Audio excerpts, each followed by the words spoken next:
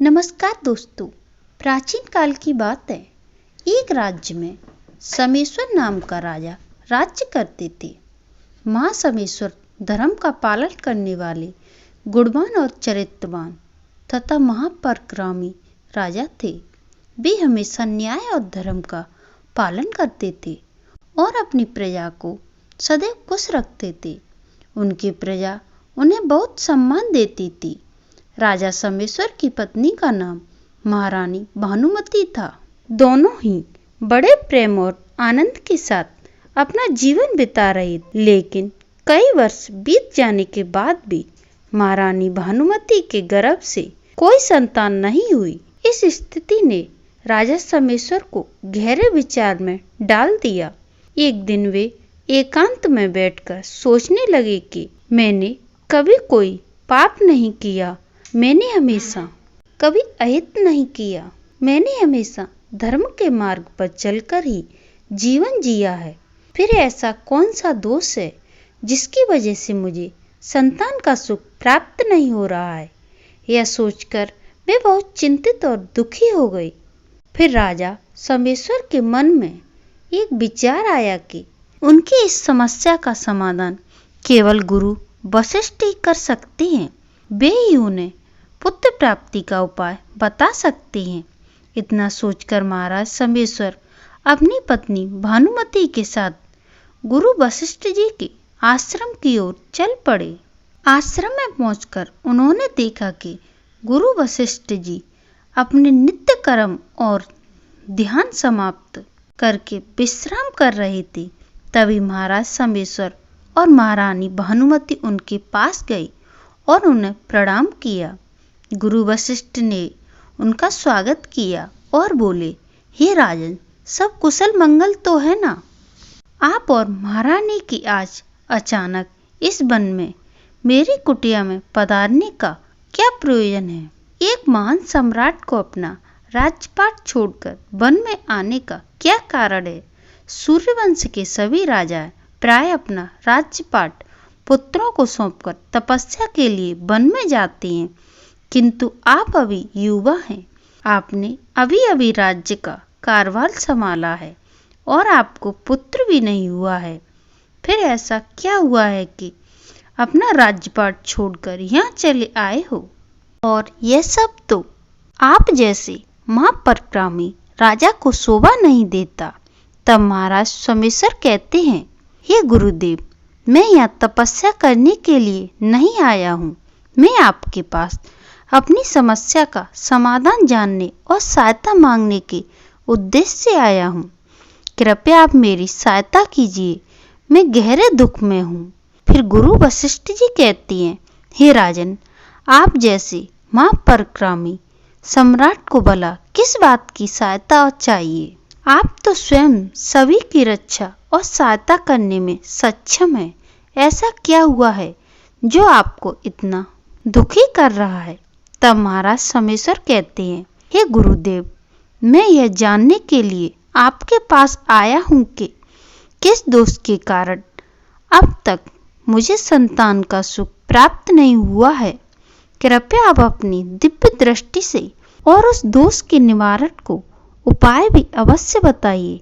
पुत्र के बिना मेरा जीवन व्यर्थ हो जाएगा, मुझे शांति नहीं मिलेगी। तब गुरु वशिष्ठ जी कहते हैं, हे राजन, यह तो आश्चर्य की बात है। आप निश्चिंत रहें, मैं आपकी सहायता अवश्य करूंगा।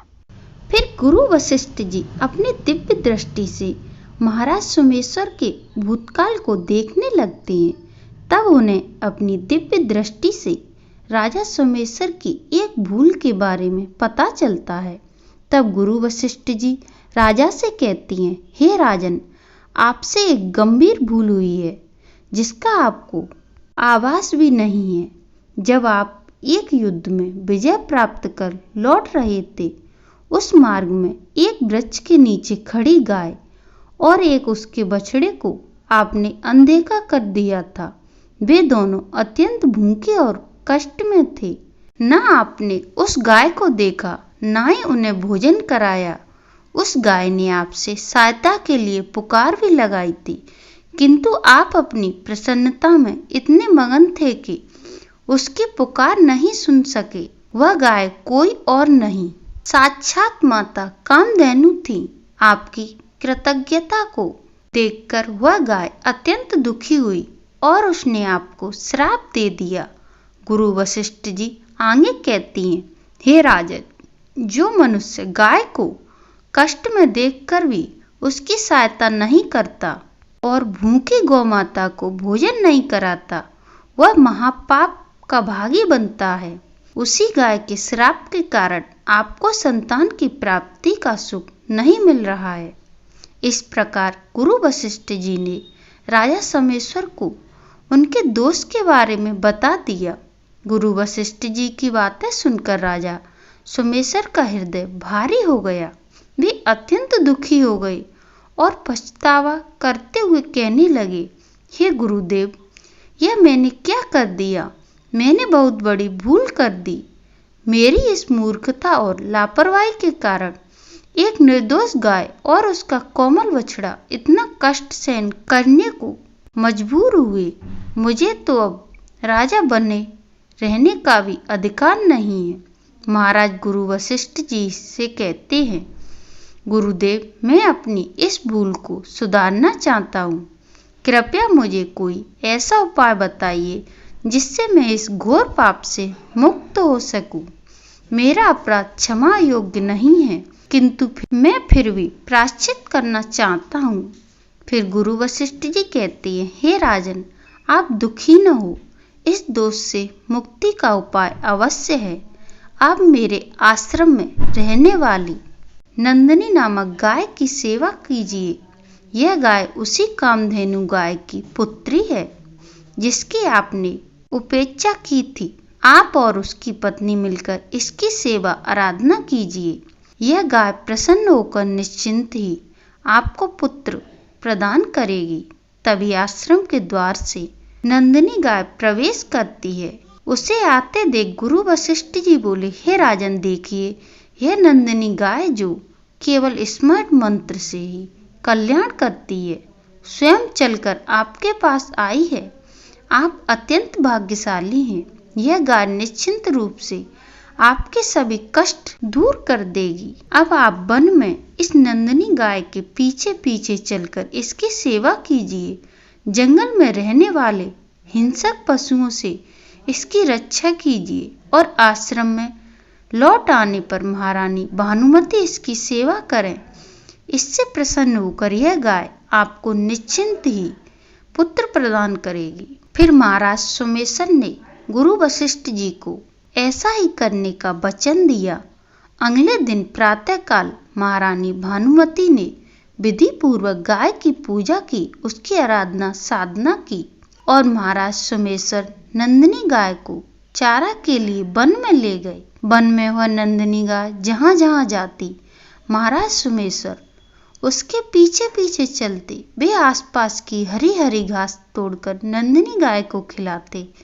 जब गाय किसी वृक्ष के नीचे बैठ जाती तो महाराज भी वहीं बैठकर उसकी सेवा करते। वे अपने हाथों से उस गाय के शरीर को सहलाते और उसके शरीर से मच्छरों को हटाते।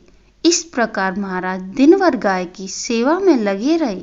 जब सायंकाल हुई तो वे उस नंदिनी गाय को आश्रम में ले आए। आश्रम में पहुंचते ही नंदिनी गाय ने अपने खुर से महाराज सोमेश्वर पर धूल उड़ाई, जिससे महाराज का शरीर पवित्र हो गया। उस धूल ने उनके समस्त पाप नष्ट कर दिए। इसके बाद महारानी भानुमति ने आगे बढ़कर नंदिनी गाय की अगवानी की और विधि पूर्वक नंदिनी गाय का पूजन किया और बारंबार सिर झुकाकर उसके चरणों में प्रणाम किया। फिर नंदिनी गाय ने रानी भानुमति की पूजा का सहर्ष स्वीकार किया और रानी पर अपनी दृष्टि डालकर उसके समस्त दोष समाप्त कर दिए। जैसे ही नंदिनी गाय की दृष्टि रानी पर पड़ी, वह अत्यंत पवित्र और निर्मल हो गई। इस प्रकार से महाराज सोमेश्वर और रानी भानुमति को उस नंदिनी गाय की सेवा करते हुए 20 दिन बीत गए। फिर 21वें दिन जब वे गाय को लेकर वन की ओर निकले तो नंदिनी गाय चलते चलते एक घने जंगल में पहुंच गई। महाराज भी उसके पीछे पीछे वहां तक चले गए। वहां महाराज उस वन की सुंदरता को निहार रहे थे। तभी अचानक एक भयानक शेर ने आकर नंदिनी गाय को दबोच दिया। राजा सोमेश्वर को उस शेर के आने की आहट तक नहीं हुई।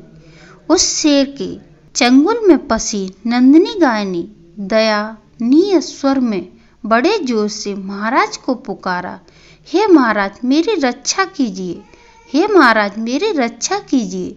जैसे ही राजा ने उस नंदिनी गाय की करुणा पुकार सुनी, वे तुरंत सतर्क हो गए। उन्होंने देखा कि एक विशाल और भयानक शेर ने नंदिनी गाय को अपने पंजे से जकड़ रखा है।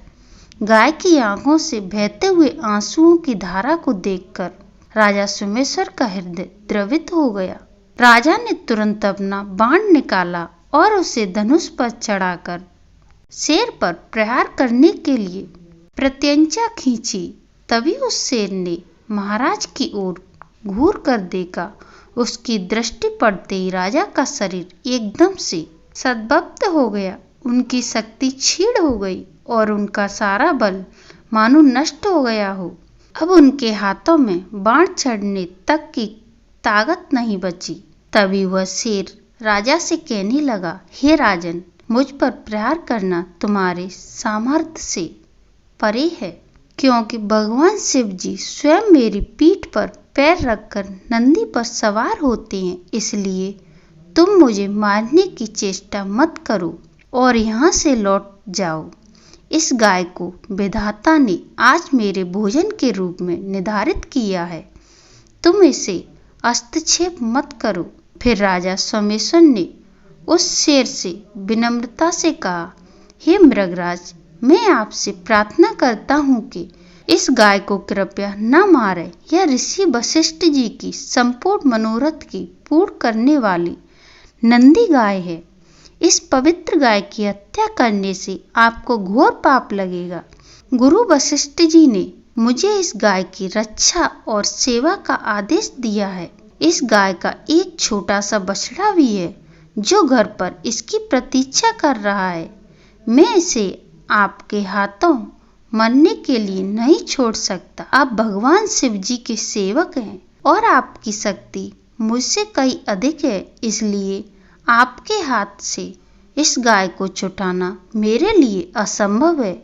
इसलिए मैं आपसे निवेदन करता हूँ कि इस गाय को जीवन दान दें। इसके बदले में अपना शरीर आपको समर्पित करता हूँ।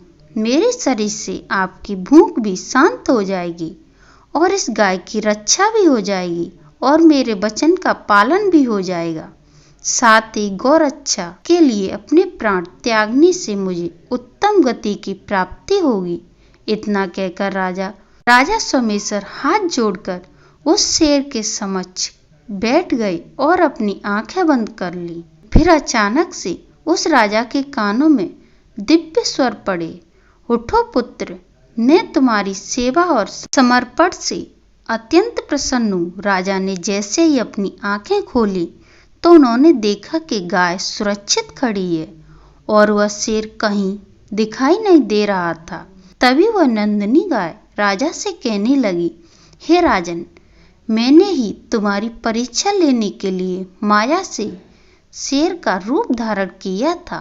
मेरी शक्ति इतनी है कि यमराज भी मुझे पकड़ने की हिम्मत नहीं कर सकते। मेरी रक्षा के लिए तुम अपने प्राण देने के लिए तैयार थे और तुम्हारी यह निष्ठा और सेवा ने मुझे अत्यंत प्रसन्न कर दिया है। अब तुम मुझसे कोई भी वरदान मांगो, जो भी तुम्हारी मनोकामना है मैं उसे अवश्य पूर्ण करूंगी। तब राजा सोमेश्वर नंदिनी गाय से कहती हैं, हे माता, आप मेरे मन की इच्छा भली भांति जानती हैं। मेरी एकमात्र कामना है कि आप मुझे एक पुत्र का वरदान दें।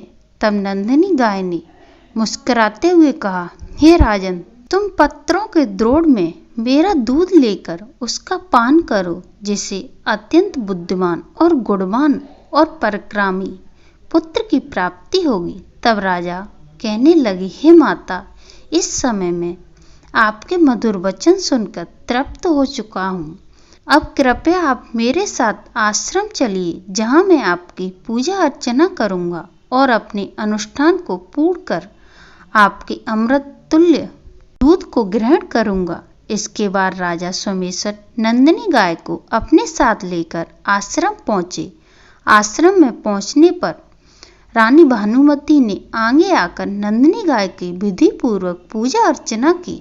तब नंदिनी गाय ने रानी से कहा, हे रानी, आप मेरी पीठ को स्पर्श करें, इससे आपको एक अत्यंत गुणवान और बलशाली और विद्वान पुत्र की प्राप्ति होगी। रानी भानुमति ने श्रद्धा पूर्वक नंदिनी गाय की पीठ को स्पर्श किया। फिर महाराज और रानी ने विधि पूर्वक नंदिनी गाय की पूजा आराधना की और उसके अमृत समान दूध को प्रसाद समझकर ग्रहण किया। उन दोनों की प्रसन्नता देखते हुए ऋषि वशिष्ठ कहने लगे, हे राजन, अब यह नंदिनी गाय तुम दोनों पर प्रसन्न है, तुम्हारी मनोकामना अवश्य पूर्ण होगी।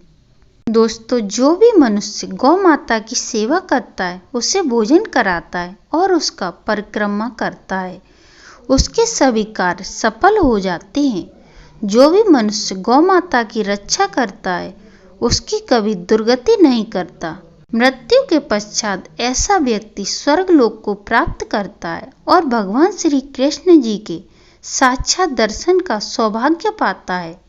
जो श्रद्धा और प्रेम से गौ माता का दूध पीता है, वह सभी रोगों से मुक्त रहता है। जो स्त्री प्रतिदिन गाय माता को रोटी खिलाती है, वह सौभाग्यशाली बन जाती है। गाय सभी पापों को नाश करने वाली और हर इच्छा को पूर्ण करने वाली माता है।